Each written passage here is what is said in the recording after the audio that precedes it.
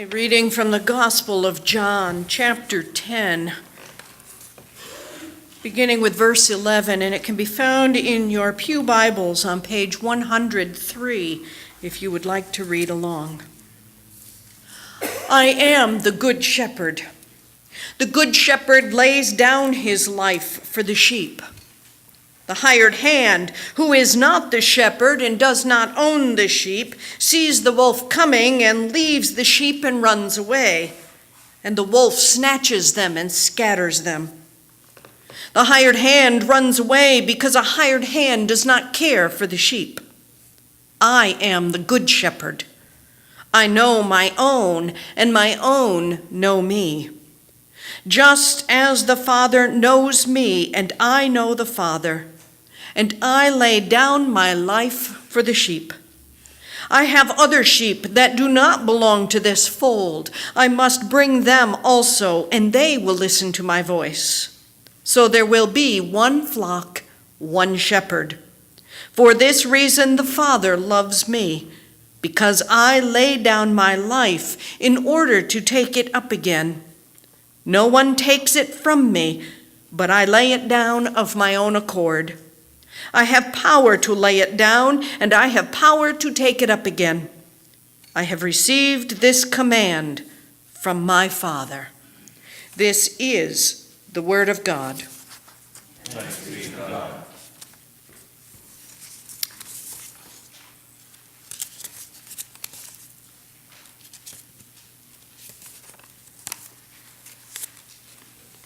So Jesus is the good shepherd.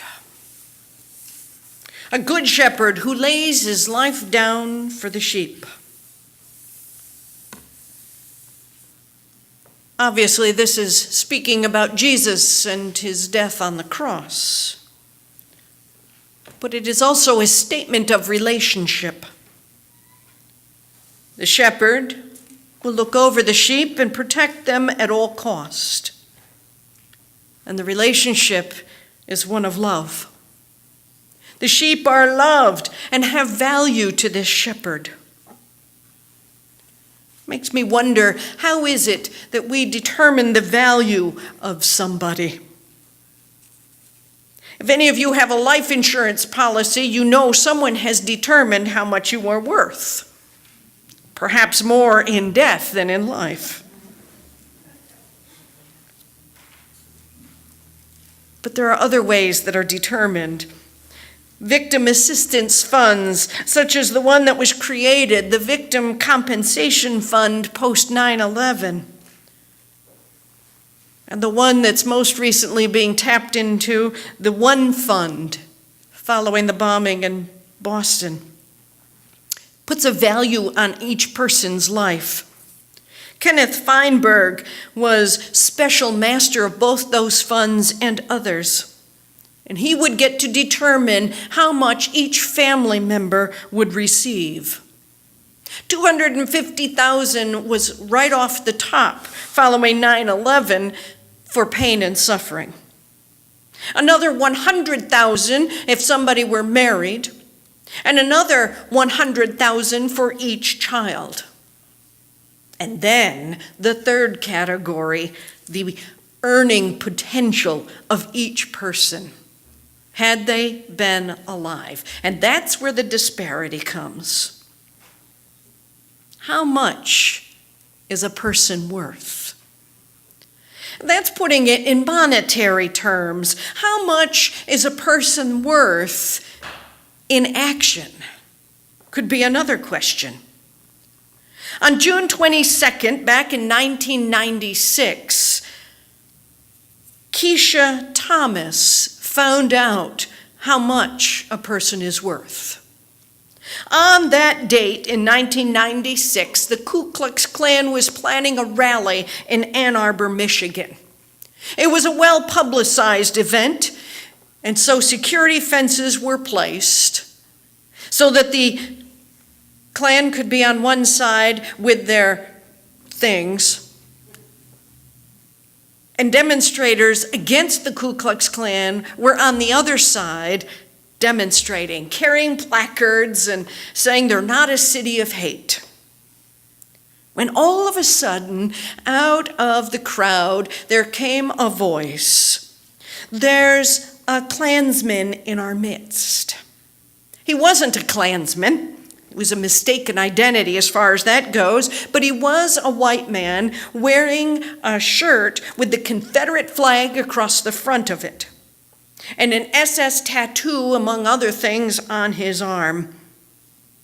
The mob began to attack this man. And he ran for his life. He tripped and he fell. And Keisha Thomas, as you might imagine from the name, said, "This is wrong."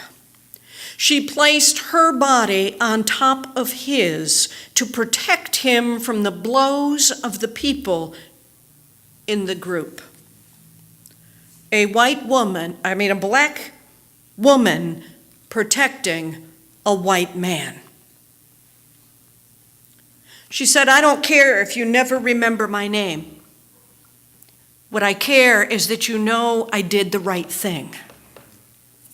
And may you then do the same." Keisha, by the way, on that day was 18 years old.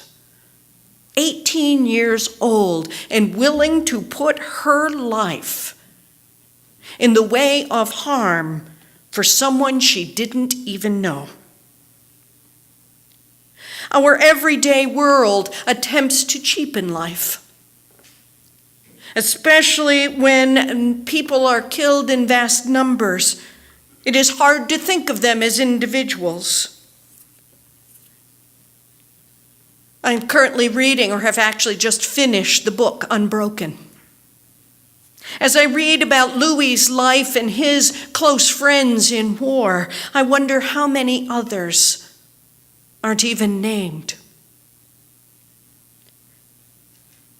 And the Japanese in particular, as it's recorded in that book, did not at all value the lives of the POWs. The deaths on 9/11, when we try to read all 3,000, almost 3,000 names, become mired in the details. Or this week, an earthquake. We lose the individuality as we begin to look at the destruction. But we must not allow such losses to diminish our sense of divine worth that is given to every human being. Our text tells us that the Good Shepherd knows us each by name. Think about that. Step back in your mind of the whole world, not just the United States, but the whole world, and how our God knows us each by name. You're not just a number on a page. You're not just some individual that, well, it doesn't matter if you remember me, just remember that I was a good person. No, God knows you by name, just like God knows Keisha Thomas by name. The hired hand, when the going gets tough, may just leave the sheep unattended, but not our Good Shepherd. And for our Good Shepherd, what is our life worth? Our life is worth the life of another.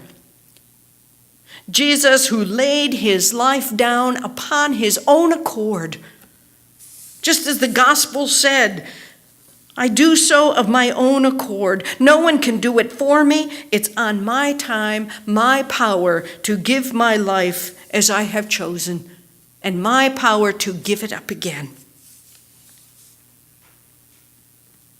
Every person has divine worth. No dollar amount can ever be attached to how much you are worth. On this day, it is good to be reminded of our God-given value. And I know we can sit here today and pat ourselves on the back and say, "I have value in the eyes of God." But I get concerned when we look at others and determine that they have no value.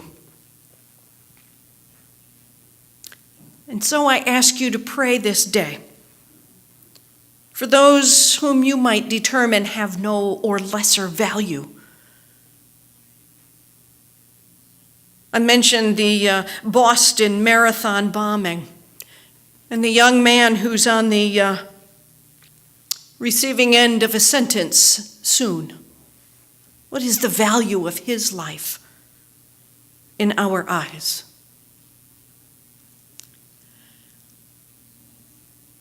I read an article in Time magazine of girls taken from a school in Nigeria. From what that article says, a female born in Nigeria is worth less than an animal. Really? Really?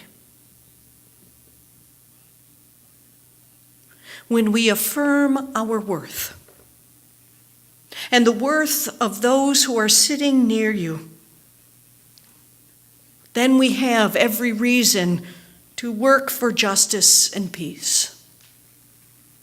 Sometimes we are called to justice and peace over the long course. Sometimes we find ourselves in the heat of the moment like Keisha.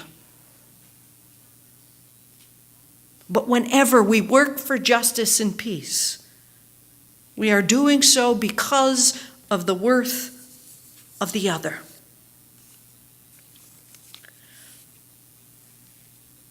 I invite you today to turn to the person who is sitting next to you.